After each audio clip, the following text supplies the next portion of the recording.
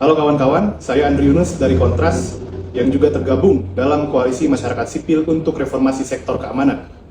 Pada 15 Maret lalu, kami melakukan aksi interupsi terhadap kegiatan Panja DPR dan pemerintah yang secara sembunyi-sembunyi melakukan pembahasan revisi Undang-Undang TNI di hotel mewah di Fairmont, Jakarta.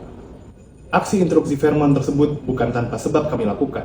Sejak bergulir wacana revisi Undang-Undang TNI pada Februari lalu, kami mengingatkan kepada DPR, dalam hal ini Komisi 1, untuk tidak terburu-buru melakukan proses legislasi.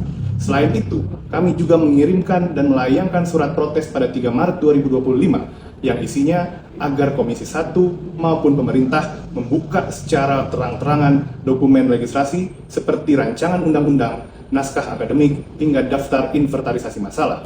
Selain itu, kami juga mengingatkan agar Komisi 1 DPR beserta panja pemerintah untuk tidak ugal-ugalan dalam melakukan pembahasan revisi Undang-Undang TNI. Atas dasar hal tersebut, Koalisi Masyarakat Sipil untuk Reformasi Sektor Keamanan bersama sejumlah tokoh publik dan tokoh bangsa mengajukan uji formil terhadap revisi Undang-Undang TNI Nomor 3 Tahun 2025 kepada Mahkamah Konstitusi. Persidangan uji formil telah berjalan selama kurang lebih 2 bulan, sejak Mei sampai dengan Juli 2025. Sejumlah saksi, ahli, dan ratusan alat bukti dihadirkan dalam proses persidangan. Selama proses persidangan itu pula, kami menemukan satu benang merah yang menyimpulkan bahwa proses legislasi terhadap revisi Undang-Undang TNI dilakukan secara ugal-ugalan dan melanggar asas-asas paling fundamental dalam proses pembentukan peraturan perundang-undangan. Seperti misalnya yang pertama, melewati tahapan dan perencanaan proses pembentukan peraturan perundang-undangan. Yang kedua, substansi yang menjadi poin penting revisi Undang-Undang TNI telah mengkhianati mandat dan amanat dari reformasi di tubuh TNI. Yang ketiga, tidak ada partisipasi bermakna, terutama pelibatan terhadap korban pelanggaran HAM, korban operasi militer, dan korban kekerasan dari institusi tentara. Yang keempat, melanggar asas keterbukaan.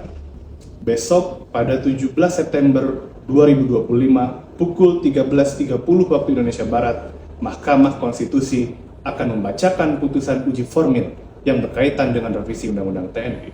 Sejarah bangsa ini akan diuji, bagaimana pelibatan dan partisipasi bermakna menjadi amat penting dalam proses pembentukan peraturan perundang-undangan.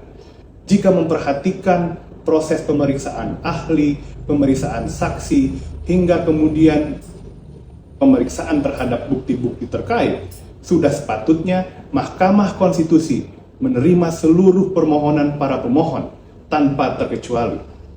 Revisi Undang-Undang TNI harus dibatalkan.